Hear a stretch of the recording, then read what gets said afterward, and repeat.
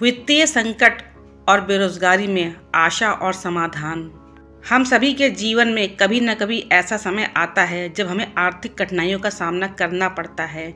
नौकरी चली जाती है, व्यापार में नुकसान होता है और कभी कभी हमें समझ नहीं आता कि आगे क्या करें।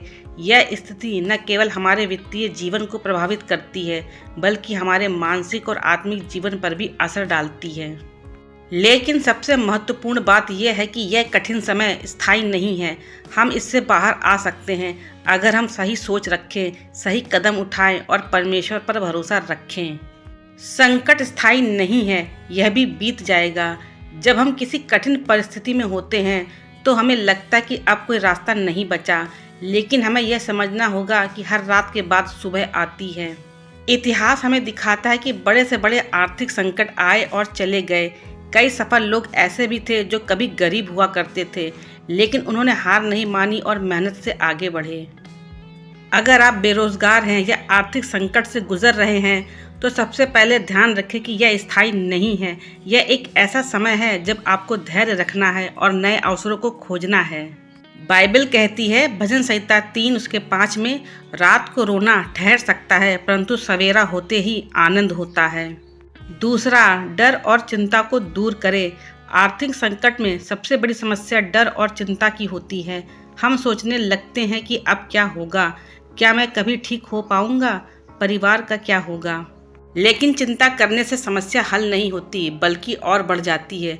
हमें यह समझना होगा कि डर हमें कमज़ोर करता है लेकिन विश्वास हमें आगे बढ़ाता है। अगर हम हर दिन डर में जिएंगे तो हम न नए अवसरों को पहचान पाएंगे और ना ही कोई सही निर्णय ले पाएंगे। इसलिए डर को छोड़ें और विश्वास के साथ आगे बढ़ें। तीसरा, कुछ नया सीखें और अवसर खोजें। आज का युग बहुत तेज़ी से बदल रहा है। अगर हमें एक जगह अवसर नहीं मिल रहा तो हमें दूसरी जगह देखना होगा। अगर आपकी नौकरी चली गई है तो नए कौशल सीखें। अगर व्यापार में कुछ नुकसान हुआ है तो नई रणनीति अपनाएं। अगर आमदनी का कोई स्रोत नहीं है तो छोटे छोटे कामों से शुरुआत करें। हमेशा याद रखें, छोटे प्रयास से ही बड़े परिणाम ला सकते हैं। मेहनत और धैर्य का महत्व।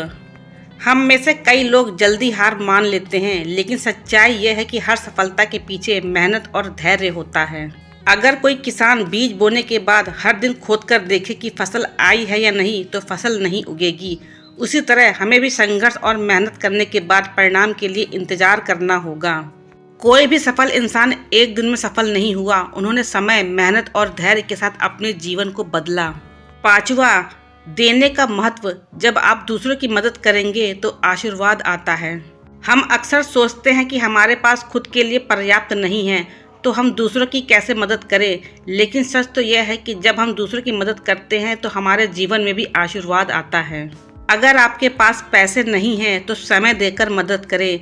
अगर आपके पास संसाधन नहीं है तो प्रोत्साहन के शब्द देकर मदद करें। यह दुनिया एक दर्पण की तरह है, जो हम दूसरों के लिए करते हैं वही हमारे जीवन में आता है।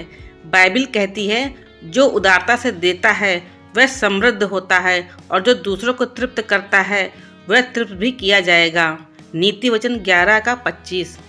छठा, परमेश्वर पर भरोसा रखें और आशा न छोड़ें। जीवन में कितनी भी कठिनाइयाँ क्यों न आए, आशा कभी मत छोड़ें। अगर आज कुछ भी सही नहीं लग रहा तो यह भी विश्वास रखें कि परमेश्वर आपके लिए कुछ बेहतर तैयार कर रहे हैं। हो सकता है कि आज जो दरवाज़ा बंद हुआ है वह इसलिए हुआ ताकि आप एक बेहतर दरवाजे तक पहुंच सके। आपका वर्तमान हालात आपका भविष्य तय नहीं करते। आपके निर्णय, आपका विश्वास और आपकी मेहनत आपका भविष्य तय करती है। आर्थिक संकट और बेरोजगारी का समय कठिन होता है, लेकिन यह हमारी जिंदगी का अंत नहीं है।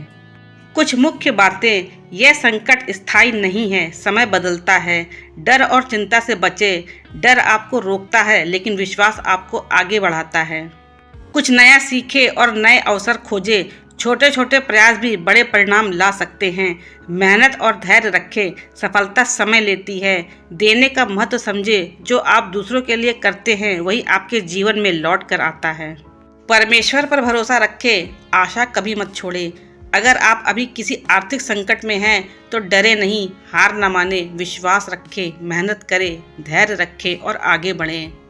कोई भी परिस्थिति आपको रोक नहीं सकती जब तक आप खुद हार नहीं मानते। अगर ये संदेश आपके लिए उपयोगी है तो इसे दूसरों के साथ साझा करें। परमेश्वर आप सभी को आशीष दे। आमीन।